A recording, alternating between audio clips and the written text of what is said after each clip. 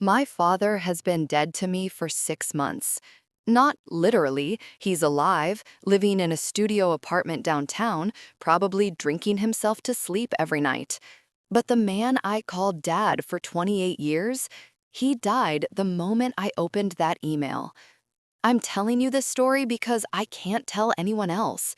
My therapist says I need to process the trauma, but what she doesn't understand is that I am the trauma. I'm the one who pulled the pin.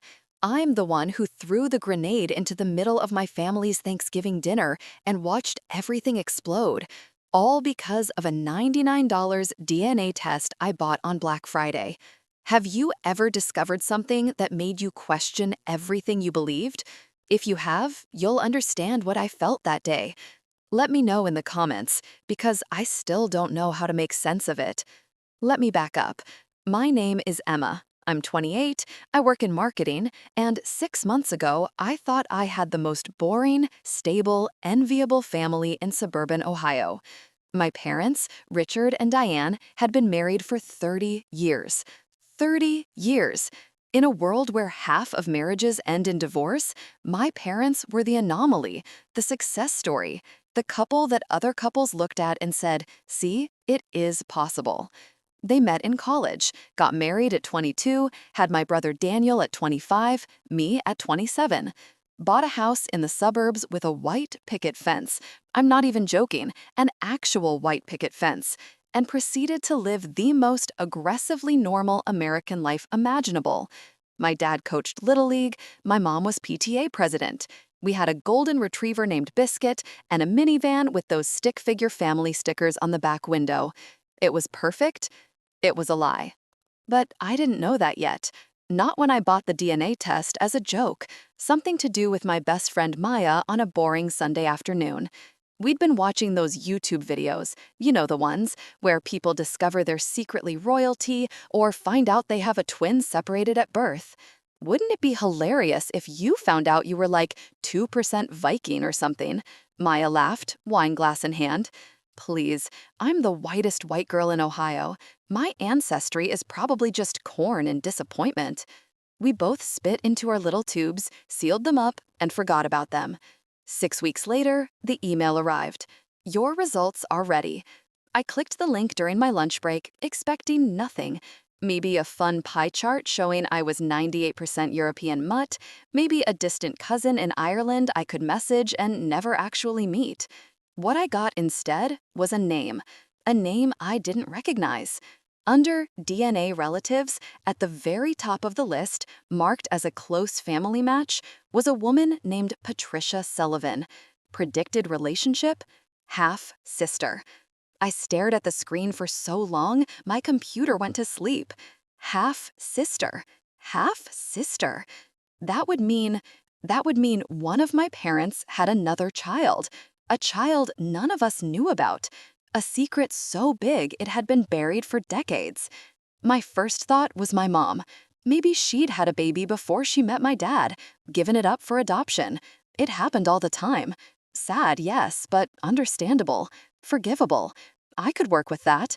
I could not work with what I found next.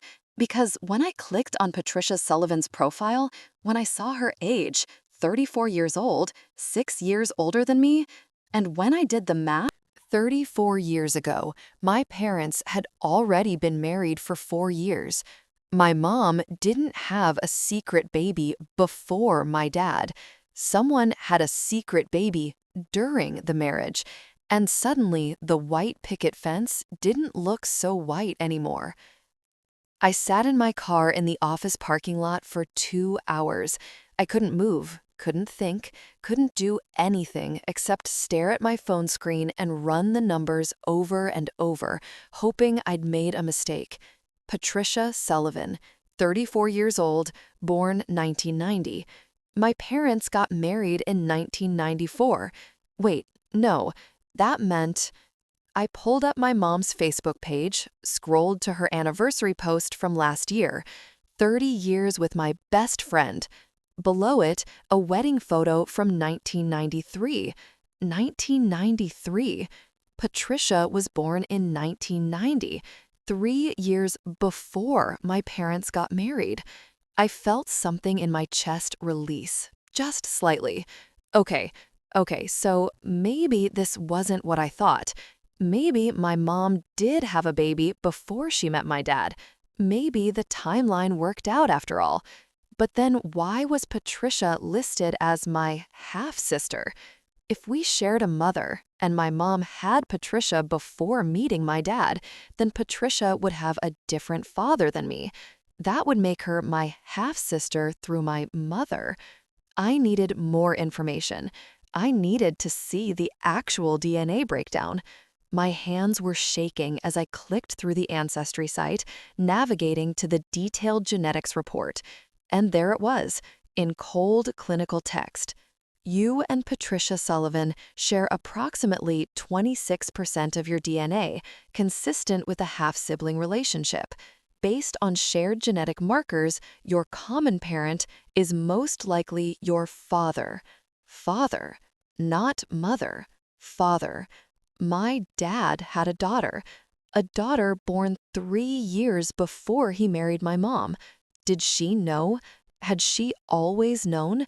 Was their entire marriage built on a foundation of lies? Or was it worse? Was Patricia born during the engagement?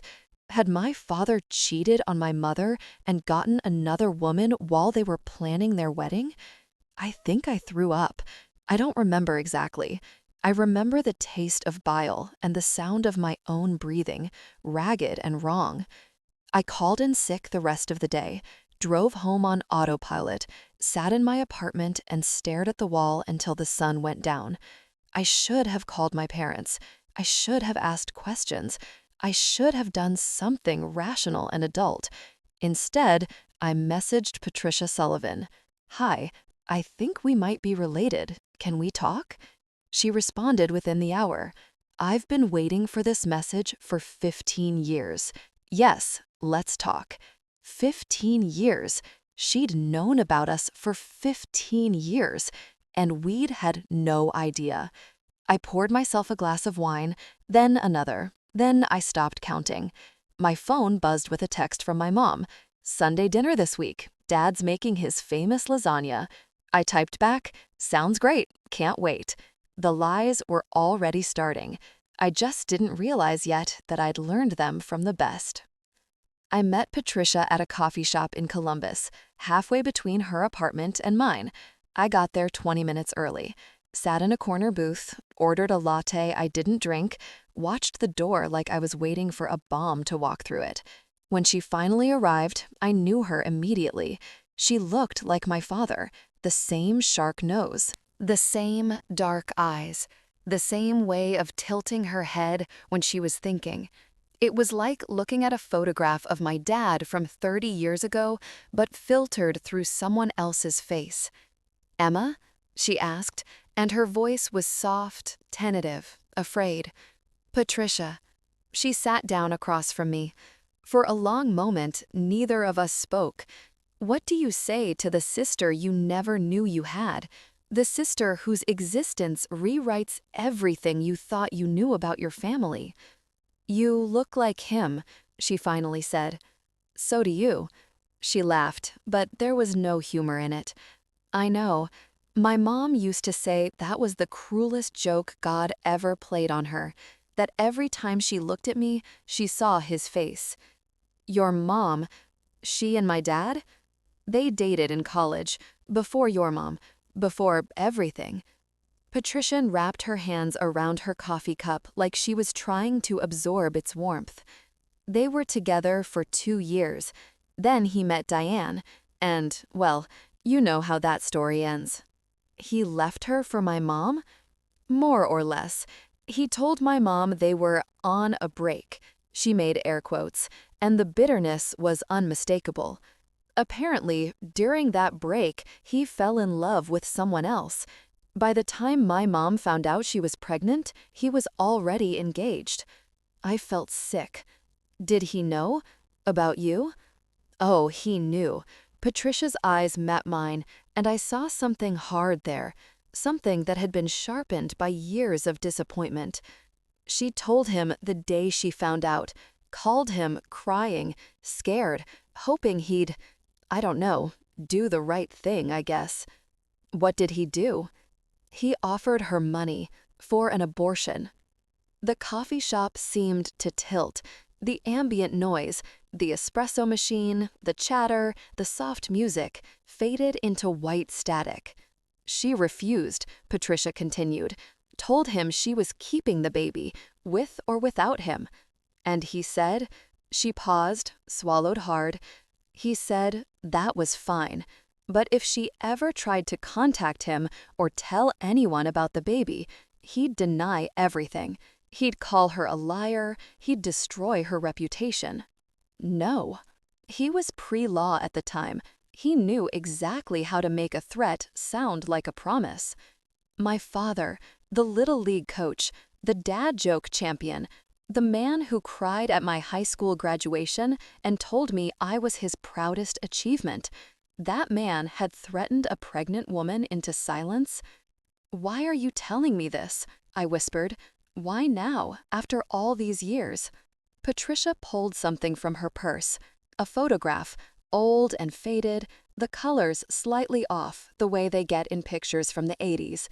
In it, a young woman, beautiful, dark-haired, tired, held a newborn baby. "My mom died last year," Patricia said quietly. "Cancer.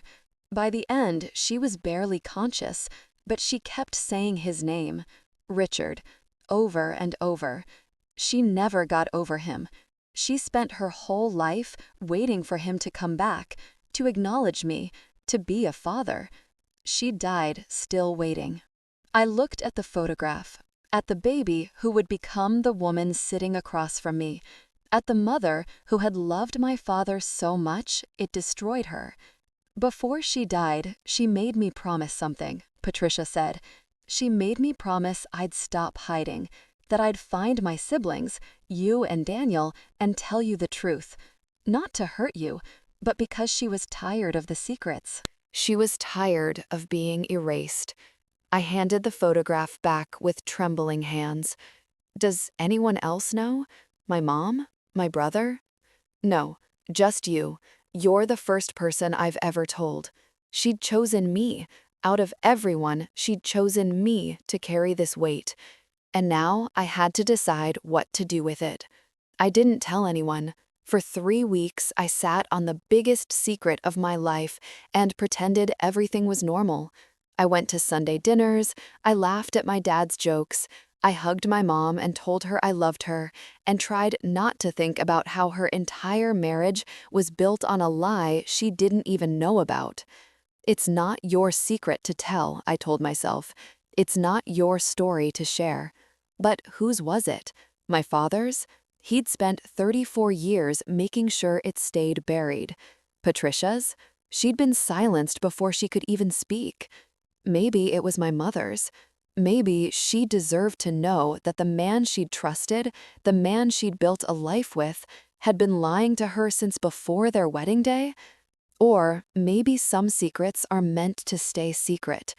I thought about my parents' anniversary party 2 years ago. 30 years of marriage, celebrated with 100 guests in the backyard of their white picket fence house. My dad had given a speech about love and commitment and choosing each other every single day. My mom had cried, I had cried, everyone had cried, because it was beautiful, because it was real. Except it wasn't, not entirely. I started noticing things I'd never noticed before. The way my dad sometimes got quiet, distant, like he was somewhere else entirely. The way he never talked about his college years. The way he changed the subject whenever anyone mentioned old girlfriends or dating stories. I thought it was just his personality, private, reserved, classic dad behavior. Now I understood it was guilt. The cracks were always there. I just hadn't known to look for them. 3 years before the wedding, the math kept haunting me. Patricia was born in 1990. My parents got married in 1993. Which meant that during their engagement, during the planning, the dress fittings, the guest lists, my father knew there was a pregnant woman out there carrying his child. He knew, and he said nothing. He stood at the altar and said, "I do," with that weight on his shoulders. He held my brother Daniel when he was born and pretended it was his first time being a father. He did the same thing with me. 30 years of lies, 30 years of omission, 30 years of pretending a whole person didn't exist, and I was the only one who knew. The weight of it was suffocating. Maya called me 3 times that week. "You've been weird lately," she said. "What's going on?" "Nothing, just work stress." "Emma, I've known you since middle school. I know when you're lying." "I'm not lying. I'm just tired." She didn't push. Maya never pushed. But I could hear the concern in her silence, and I hated myself for worrying her. I hated myself for a lot of things. Patricia and I texted every day. She told me about her life. She was a nurse in Dayton, divorced, no kids. She'd spent years in therapy working through her father issues. She'd dated men who reminded her of Richard and then hated herself for it. "I used to fantasize about showing up at your house," she admitted one night. Just ringing the doorbell and saying, "Hi, I'm your daughter." Watching his face when he realized his past had finally caught up with him. "Why didn't you?" "Because I didn't want to hurt you. You and Daniel. You didn't do anything wrong. You didn't ask for any of this." Neither did she. But someone was going to get hurt. Someone always got hurt when the truth came out. The only question was, who? I didn't plan to tell my mother. I swear I didn't. It happened on a Tuesday. I'd gone to my parents' house to pick up a box of old books I'd left in the attic. My dad was at work. He's a corporate lawyer now, because of course he is. The irony isn't lost on me.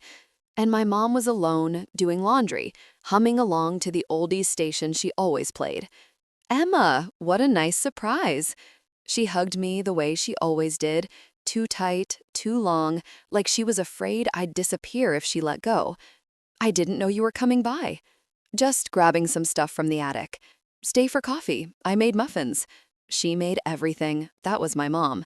Muffins and casseroles and knitted blankets and unconditional love, wrapped up in a woman who had never asked for anything except to be a good wife and mother. We sat at the kitchen table, the same table I'd eaten breakfast at for 18 years, and she asked about work, about dating, about whether I was eating enough vegetables. Normal mom things. And then she said something that broke me. "You know, I was thinking about you yesterday, about when you were born." She smiled, that soft, nostalgic smile mothers get when they're lost in memory. "Your father was so nervous. He'd already done it once with Daniel, but with you, it was like he was experiencing it for the first time. He cried when he held you. Did I ever tell you that?" "No." "He looked at you and said, 'She's perfect. She's absolutely perfect.' And he was right." She reached across the table and squeezed my hand. "You've always been perfect, Emma. Both of you. You and Daniel. The best things we ever did." I couldn't breathe. I couldn't sit there and listen to her talk about my father like he was a saint when I knew what he'd done. I couldn't pretend anymore. The weight was too heavy, and I was too tired, and something inside me just snapped. "Mom." "Yes, honey." "I need to tell you something." She must have heard something in my voice because her smile faded. She set down her coffee cup, gave me her full attention the way she always did, the way she'd done her every scraped knee and broken heart and teenage crisis. "What is it?" This was the moment, the point of no return. I took a breath. "I want to ask you something. What would you have done in this moment? Would you have told the truth or kept the secret to protect her?" I still don't know if I made the right choice. Type truth or secret in the comments before you keep listening, because I need to know I'm not alone in this. "It's about Dad." She went still. "What about him?" And then I told her. All of it. The DNA test, Patricia, the timeline, the threats, everything. I watched her face change as the words came out, watched confusion turn to disbelief, Disbelief turned to denial. Denial turned to something darker, something broken. When I finished, she didn't say anything for a long time.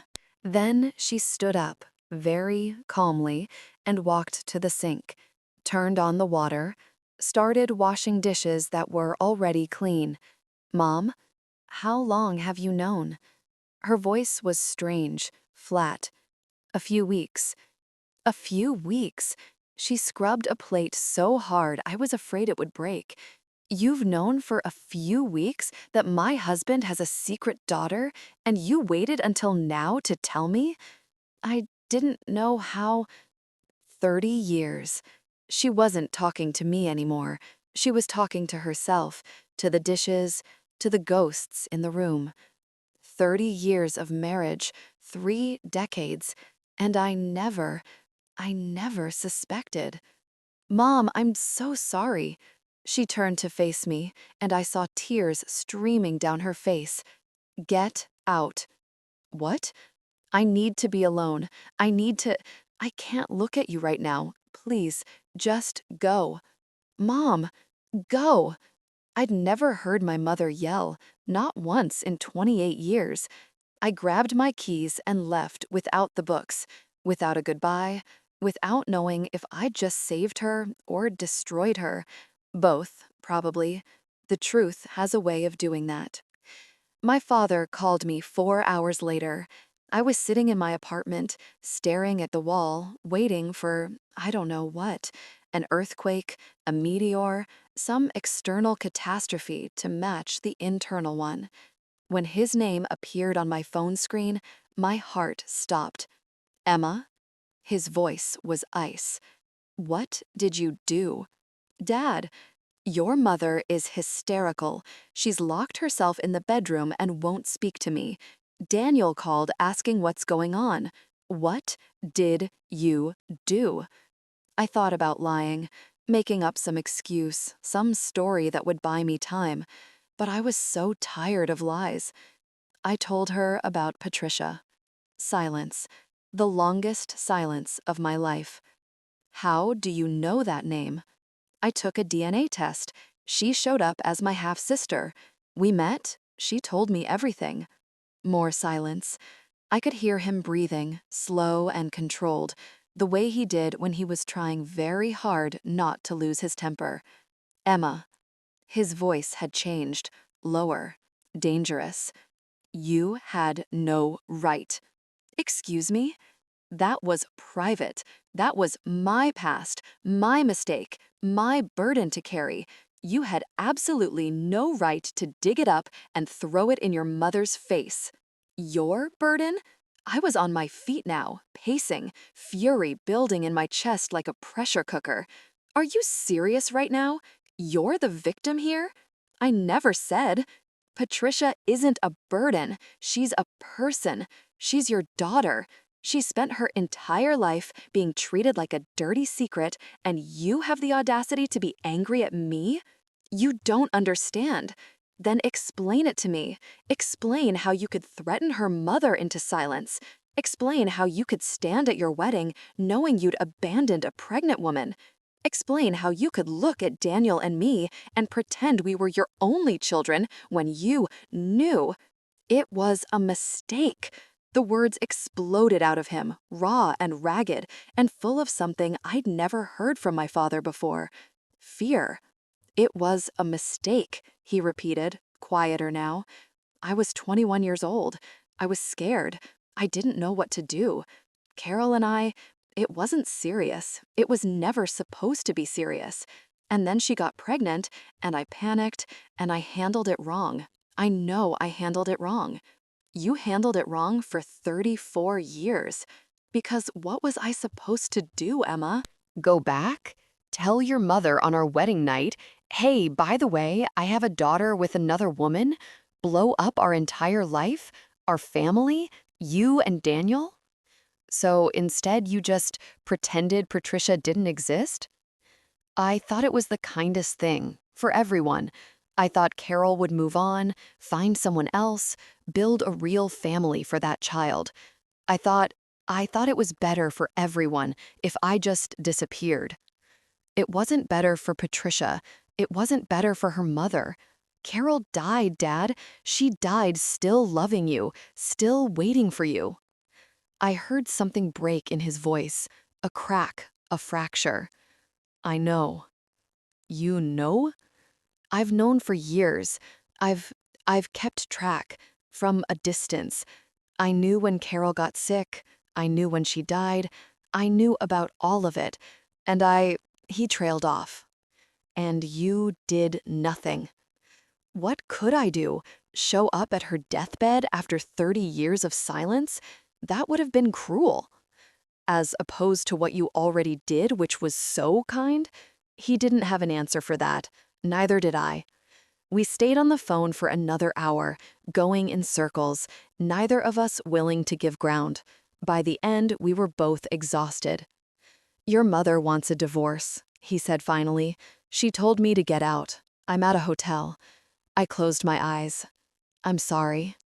Are you? I didn't know anymore. My brother called me the next morning.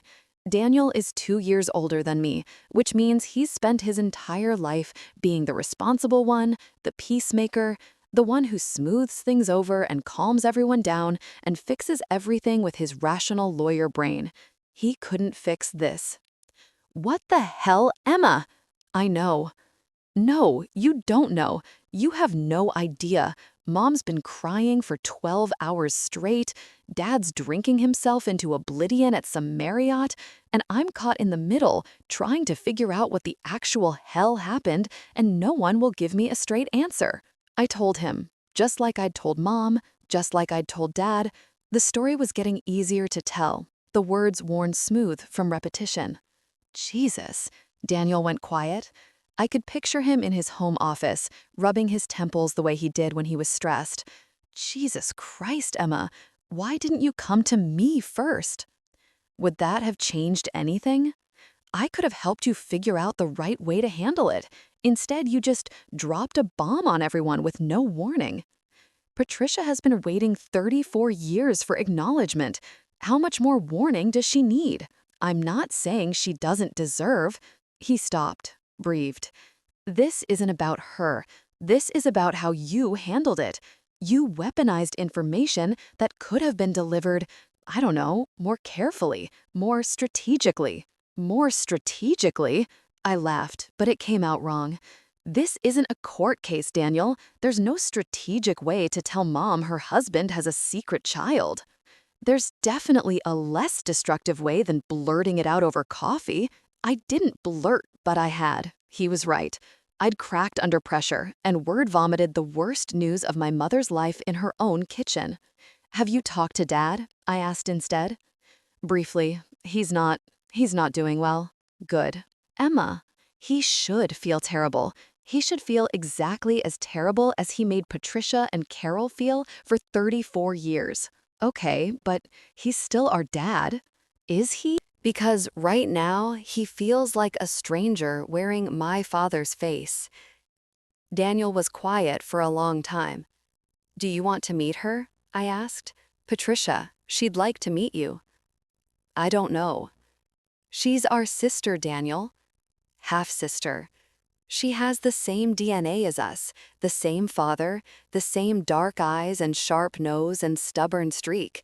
She exists whether you want to acknowledge her or not. I need time to process this. Everyone needed time. Time to process, time to grieve, time to figure out what came next. But Patricia had already given them 34 years. How much more time did she owe them? My mother asked me to come to the house 3 days later. My father was there too, sitting on the opposite end of the couch like he was afraid to get too close to her. He looked like he'd aged a decade in 72 hours. Unshaven, red-eyed, smaller somehow, like the weight of his secrets had finally crushed him down to his actual size. Daniel sat in the armchair, arms crossed, Switzerland neutral, and I stood in the doorway, not sure if I was allowed in. Sit down, Emma, my mother said. Her voice was calm, too calm, The kind of calm that comes after you've cried so much there's nothing left. I sat. I've had time to think, she continued, to process, to ask your father some questions I should have asked a long time ago. Diane, my father started. Be quiet, Richard. You've said enough. He deflated.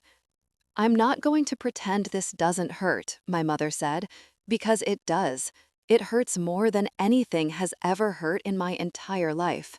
The man I married, the man I trusted, the man I built everything with, he lied to me for 3 decades. He looked me in the eyes every single day and chose to lie. I'm sorry. I said, be quiet. She didn't raise her voice, but my father flinched like she'd slapped him. I'm talking to the children now. She turned to Daniel and me. This isn't your fault, either of you.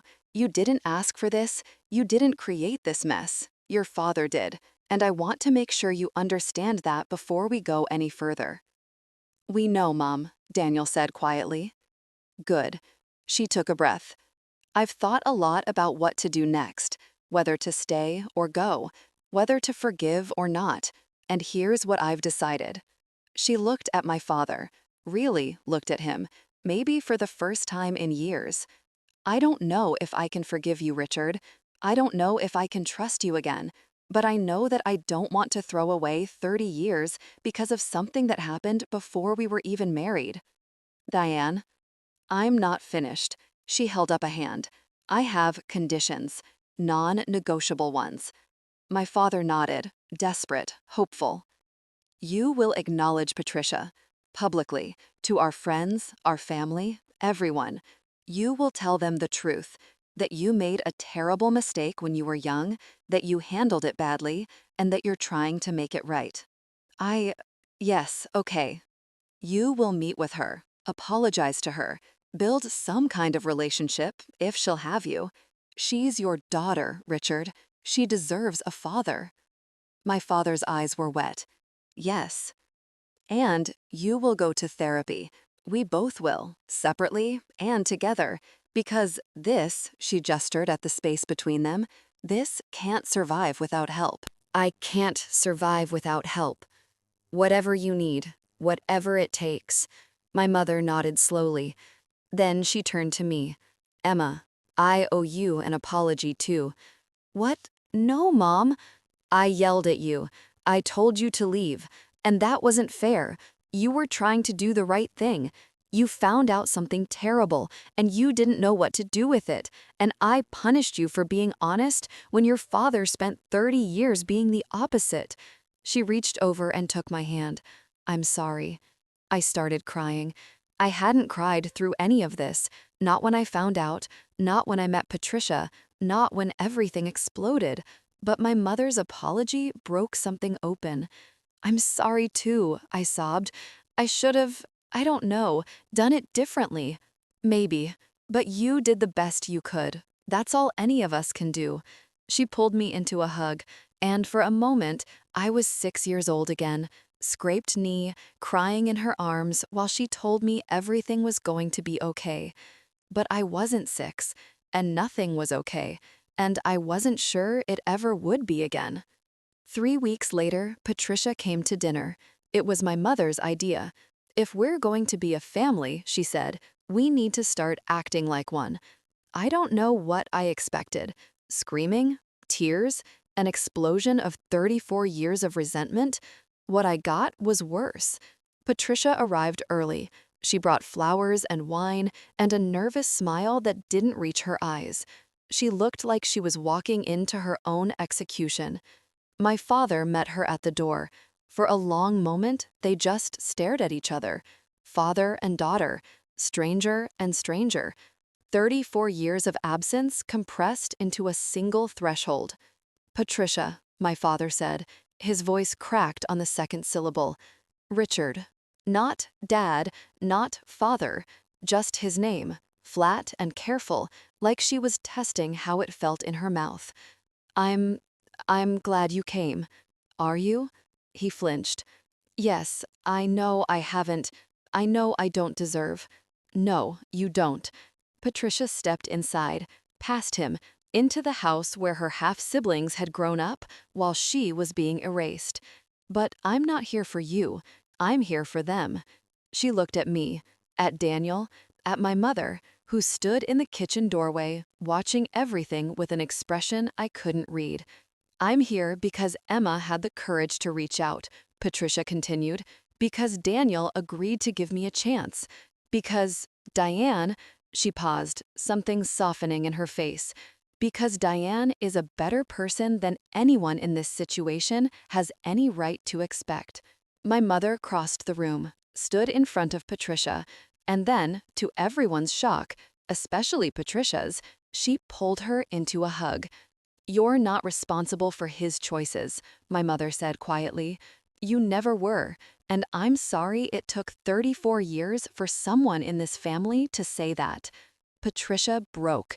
It was like watching a dam collapse, years of grief and anger and loneliness flooding out in great heaving sobs.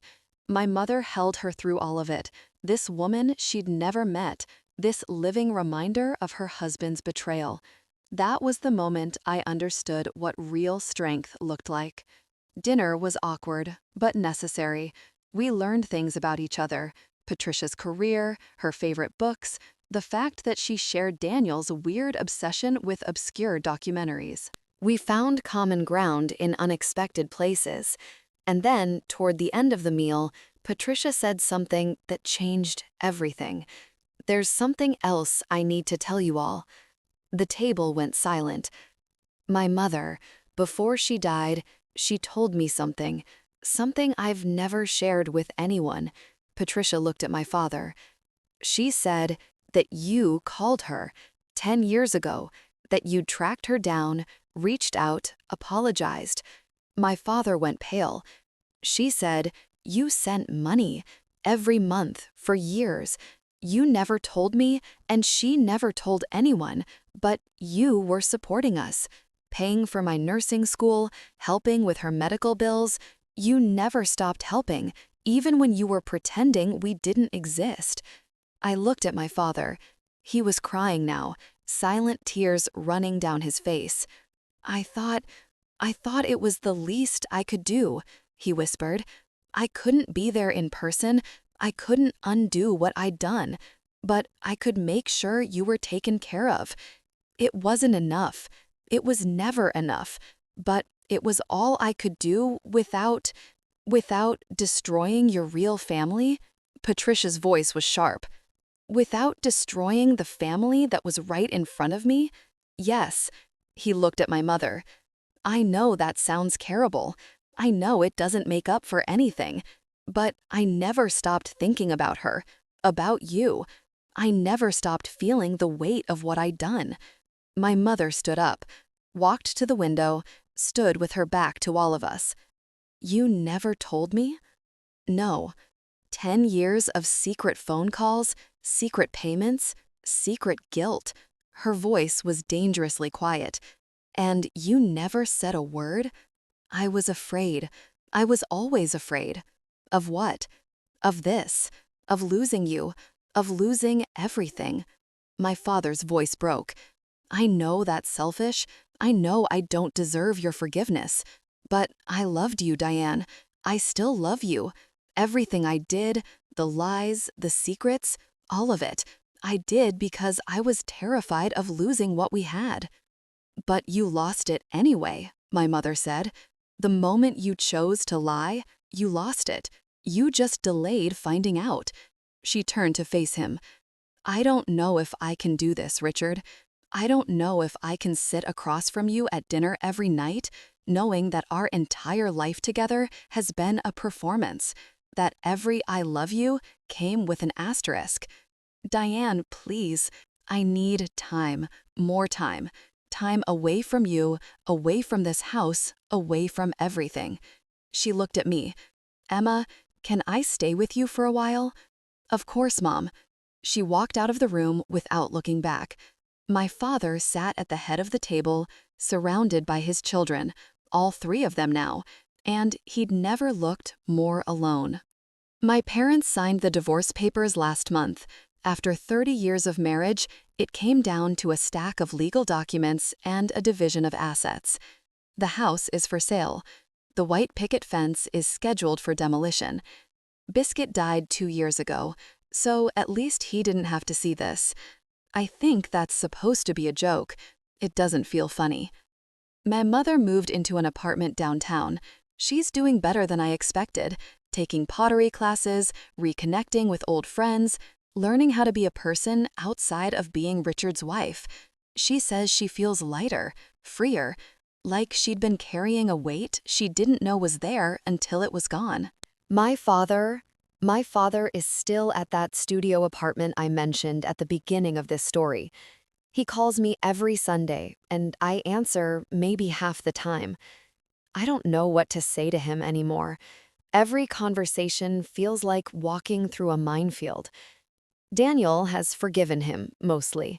He says holding on to anger is too exhausting, and he'd rather focus on the future than the past. Classic Daniel, always the rational one. Patricia and I are close now. Sisters. Real sisters, not just genetic ones. She comes to dinner at my apartment every other week, and we're slowly learning all the things we should have learned growing up together. Her favorite color is green. She hates olives. She laughs exactly like our father, which I try not to think about too hard. She started a relationship with him too, slowly, carefully, with the help of a family therapist who specializes in reconnection. I don't know if they'll ever have a real father-daughter bond. I don't know if too much time has passed, if too much damage has been done. But they're trying. That's something, I guess. And me? I'm learning to live with what I did. I didn't mean to destroy my parents' marriage. I just wanted answers. I just wanted to know who this mystery person on my DNA results was. I never thought pulling one thread would unravel everything. But here's the thing I've realized, 6 months and a lot of therapy later. I didn't destroy anything. The marriage was already destroyed. It was destroyed the moment my father made the choice to lie. Every day after that was just borrowed time, a house built on a fault line, waiting for the earthquake. I was just the earthquake. Some days I feel guilty about that. Some days I feel relieved. Most days I feel nothing at all, which is somehow worse. But I know one thing for certain. I don't regret finding out the truth. I don't regret meeting Patricia. I don't regret forcing my family to face the lies we'd been living with. Because the truth, even when it's ugly, even when it hurts, even when it burns everything to the ground, is always better than a beautiful lie. At least, that's what I tell myself. That's my story. But I want to hear yours. Have you ever discovered a secret that changed everything? A lie that rewrote your family history? You don't have to share details if you don't want to, but I'd love to know I'm not alone in this. And one more question. If you were in my position, would you have done the same thing? Would you have told the truth, or would you have protected the lie? I'm still not sure I made the right call. Drop your answer in the comments. I read every single one. Some families are built on love. Mine was built on secrets. And the thing about secrets is they never stay buried forever. They just wait.